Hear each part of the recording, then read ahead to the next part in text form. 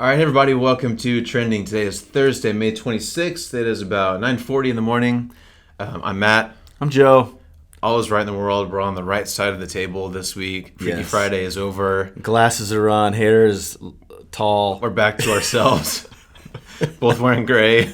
There's coffee in here, not protein and tuna. Like There's this not guy doing said. here, as always. So back to the normal swing of things. right. So we're sort of back to the swing of things. So, Joe, what we do on the show, why we started this whole thing was we wanted to have an opportunity for us to talk about our faith and kind of rope in whatever's going on in current events, pop culture, in the world this week, right? So we do this every week. We try to talk about whatever's going on in the news.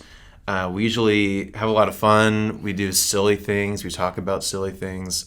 But today, I thought it would just be good for us to talk about the shooting in Texas. I don't know about you, but it's still top of mind for me.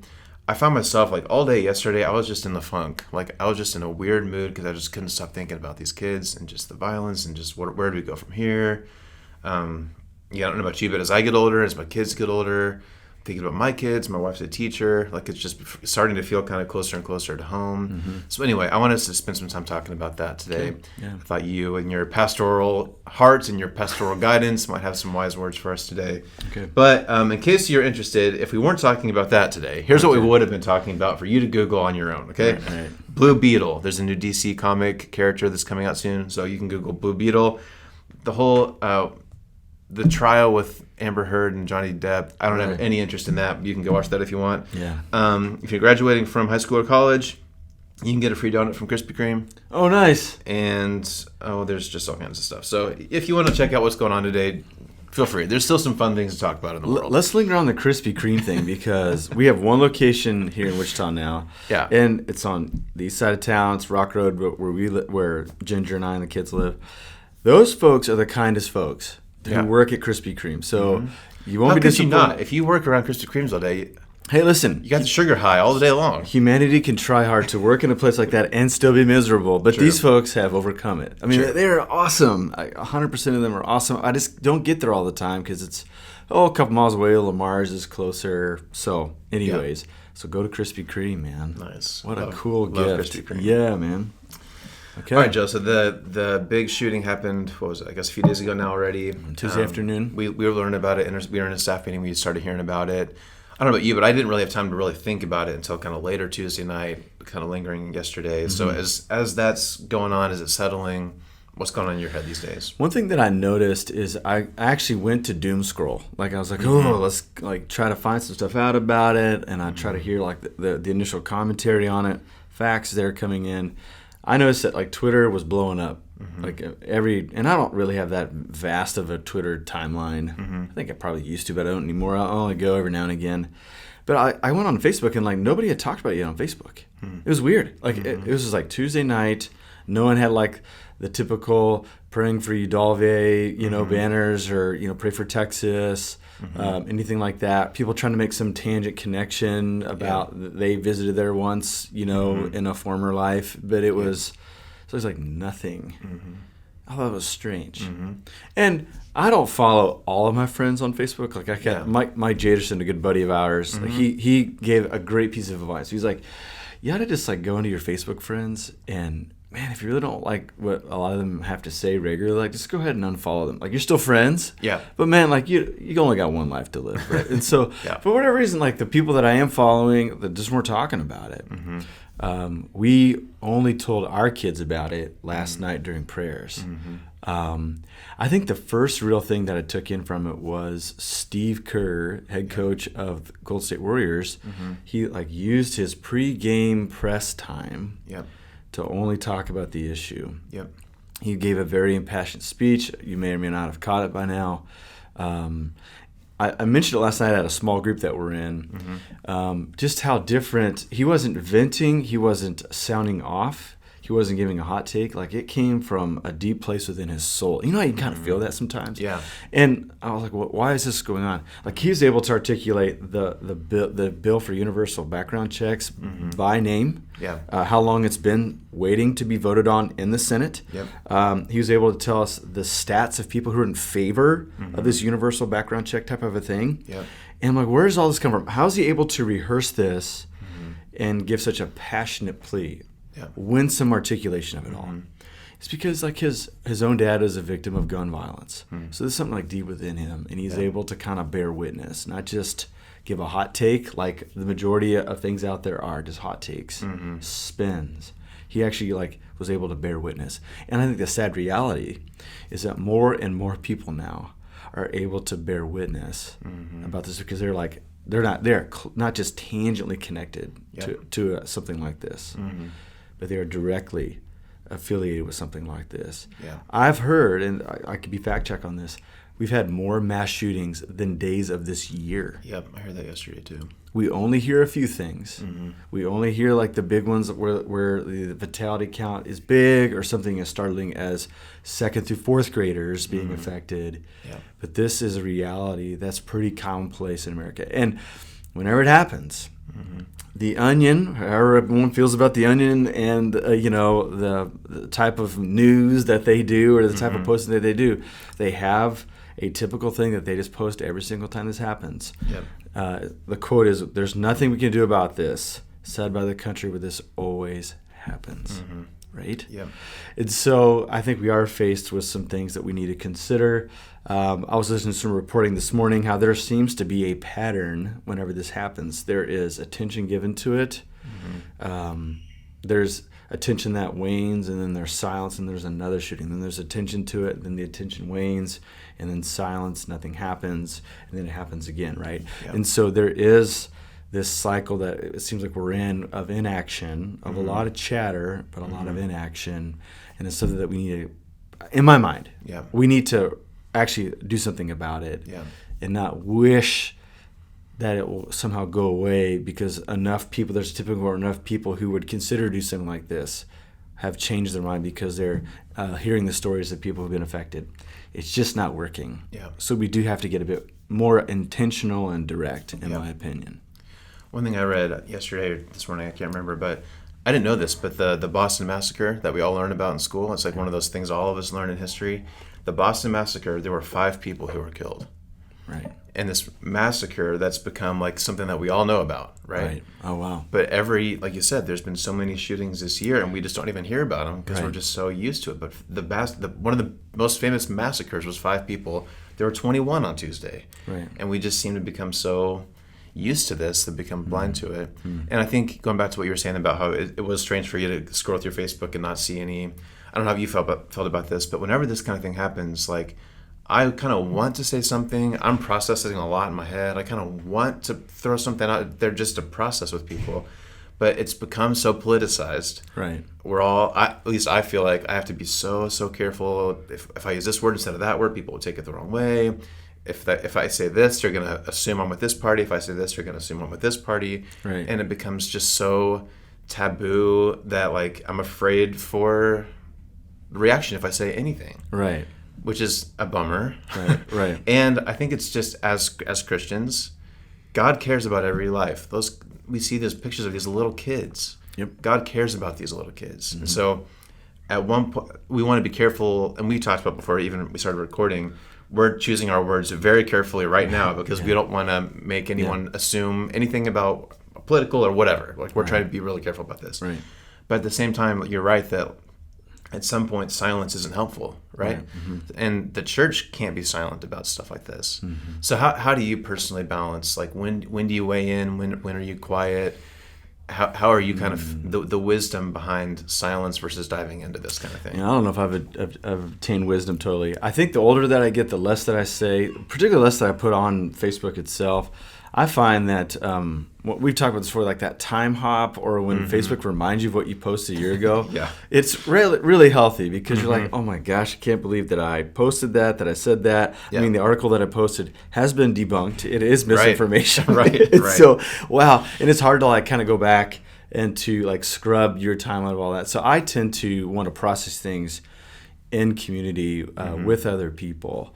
And not just because it's embarrassing to post something that may be inaccurate or maybe sensational. And so I would say, hey, be reluctant to post anything. Once again, I think maybe the filter that all of us should for social media is this the most noble thing that I can think of posting right now for the world to see? If it's no, then you don't have to post it. Like, Facebook's not going to knock on your door and say, hey, like, if you don't post that thing, like something bad's gonna happen. Like, no, Right, like right. we don't have to. Yep. I would say that this is something that Kester Bruin said. Here's your quote. If I was you, this is the quote that I had on my post-it note ready to go today. Well, I don't know if it's like a quote, but it's like he says that technology is a psychedelic. We've talked about this before. Psychedelic drugs are like would pull things out of your subconscious, your mind, things that would kind of startle you. Like, wow, I didn't know that I ever thought of those things. Yeah. But we know through psychology, there's stuff deep within us, deep within the ocean of our awareness, that somehow can be brought up. He says technology is the same way. Yeah. Like people who post things that are maybe full of bias or that are angry posts and stuff, and other people are like, wow, I would never believe that Tommy so-and-so would post that. We're startled by that. And we say, well, where did that come from? What Kester Bruin says is that's not in the technology box. It's like your Apple MacBook didn't come loaded with things of like racial bias, xenophobic things, things full of hatred and ignorance. Like that stuff is within us, and all technology is just drawing out what's already within us. And so I think we got to be careful what we post because, it would be something we're embarrassed about later. And like I think before we push sin, we could ask ourselves a discernment question. Why do I think these things? Yeah. Where is this coming from? And because we're on a discipleship path with Jesus, are these things submitting to the reign of Jesus? And if they're not, then we could actually get rid of them from our lives. We can replace those things with things that are actually more holy and good. So in Colossians 3, it says to set your minds on things above and on earthly things. Yeah. What is Paul suggesting there? What is within us now may or may not be on the mind of Christ or on heavenly things. And so therefore, throughout our life, we replace those things which are out of sort with God's kingdom, and we replace it with things that are actually fit within God's kingdom. And so I think addressing things within community to avoid technology because of the potential embarrassment that it might bring, right? Yeah. Plus, I just think we're able to digress. We're able to clarify what we say. People are able to understand our tone.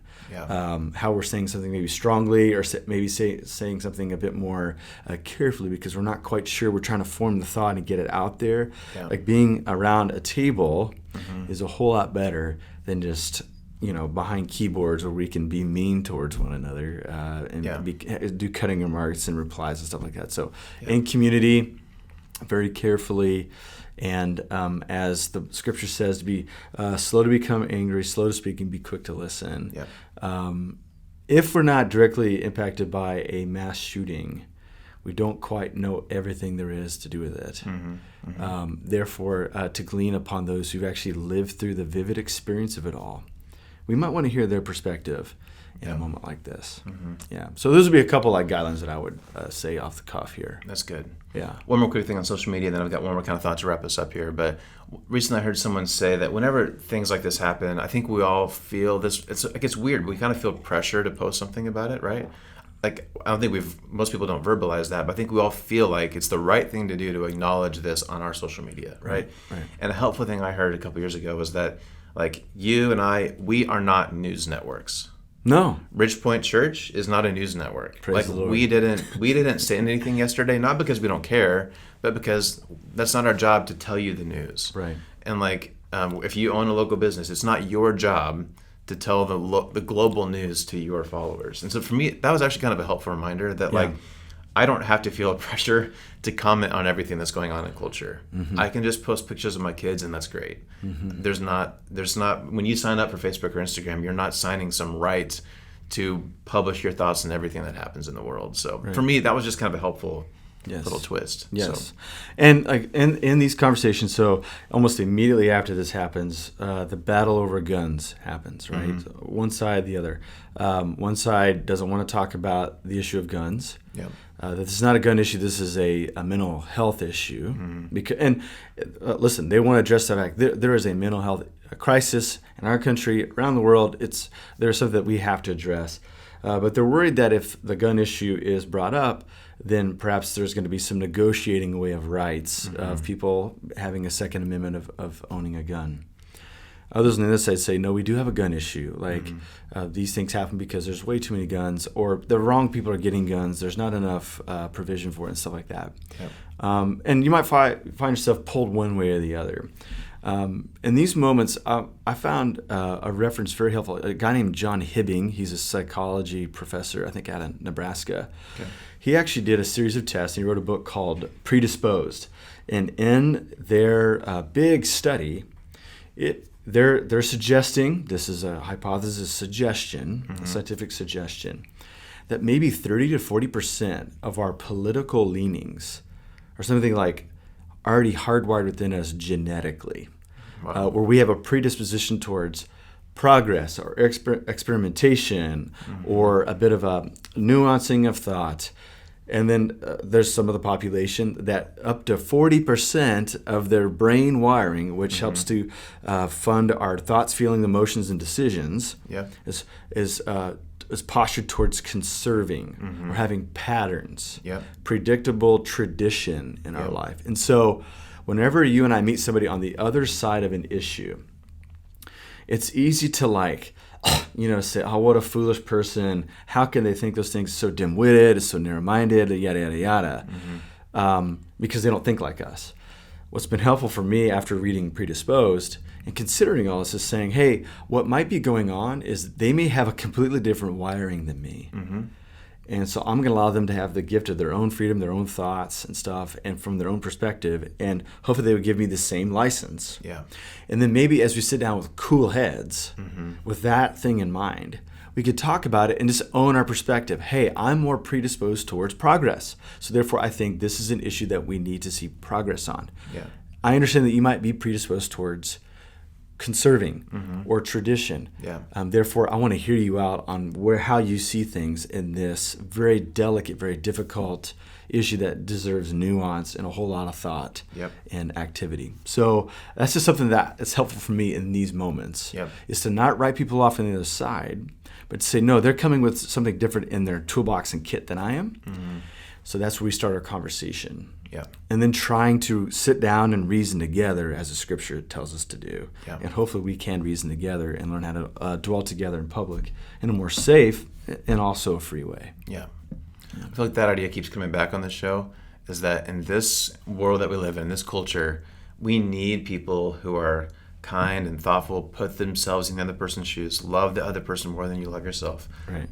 That is so rare, and our culture is so divisive. We need more and more people like that. So let's be those kinds of people. Amen. Okay, one last thought. We're going a little bit long today, but I want to give you a chance to talk about one more thing. Okay. Lately, you've been, in a lot of our staff meetings, you've been mentioning this idea of the GBT. Okay. The good, beautiful, and the true. Right. So can you just, again, I want to keep this kind of brief, but what does that mean, and how does that relate to this whole conversation? Yeah, so from the very beginning of our Christian story, we've leaned on Greco-Roman philosophy, and there's an ancient philosophical thought, something called the transcendental, something that transcends all things in regards to ethics and ontology, the essence of something. And so the ancient philosophers said that you can boil anything that you and I yearn for and desire down to something that's good and beautiful and true. Okay, and medieval scholars in the church and in the academy, they continue to hold on to this thing. Peter Kraft, who is a philosopher that we've used in Christian circles for a while, he's like, anything that we've created that's endured at some level is good, beautiful, or true. And whenever we make an appeal to someone to come to our side to persuade people, we tend to persuade people on a thought of goodness, of beauty, or of truth, right? And so what we're, I think, trying to do in a moment where life seems to be upside down, something that Dallas Willard said in The Divine Conspiracy, when it's confusing, we're trying to find our way through a haze of noise, of clamor, of violence, uncertainty. Christians throughout the ages more challenging than even ours, they've said, where is the good and the beautiful and true? And those are the things that allow us to bump into Jesus. So something that we're doing, like in a group that I'll be on Wednesday nights, is we start our small group by having everyone around the circle say, tell me something that was good, beautiful, or true that you experienced this week. And people share from the depths. And it instantly changes the vibe and the climate of our conversation. Like it rises above the partisan issues and it's something that we all like nod our heads and resonate together with. It gets us in tune with one another, and I say in tune with Jesus, Yeah. who's the good and beautiful and true God, as James Bryan Smith, shout out to Friends University, Wichita, Kansas, said. And so it helps us to really come under that, once again, to set our minds on things above, Yep. is to focus on the good, beautiful, and true. And so I would recommend that practice to any of us around our table at dinner, when we put our kids to bed. We say, hey, can you tell me something that was good, beautiful, or true today? Now, saying that, and I know we're running long, we don't talk about beauty a lot, right? Yeah. But it's something that we need to tune into. I think of like the film Shawshank Redemption, which I still think is like number one on IMDb, right? Yep.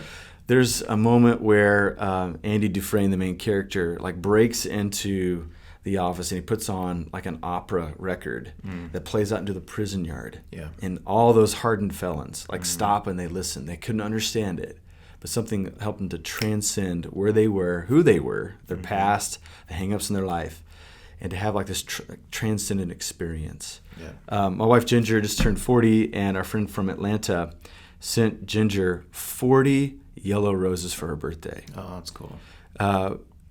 Christian mystics called beauty the theology of the rose. Roses aren't really that valuable. They don't have utility, right? Yeah. They don't last long. Like they're already Right. they're already kind of frail, like withering in the vase at our house. We can't eat them. I would encourage you not to. Right. No nutritional value.